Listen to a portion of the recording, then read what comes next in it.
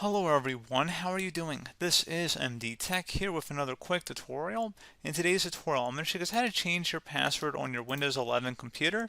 So assuming you've already created a password and you just want to change it, in today's tutorial I will show you guys how to do it. So all you have to do is open up the search magnifying glass on your taskbar. When you hover over it, it says search.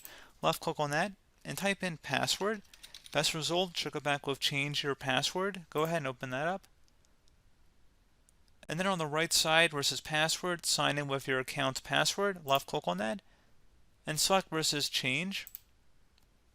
At this point, you enter in your current password, select next, enter in your new password, confirm the password, and then add a hint in here, and then select next, select finish, and that's it. I don't even think you have to restart your computer for the change to take effect, even though I normally would. So restart your computer, and that should be about it.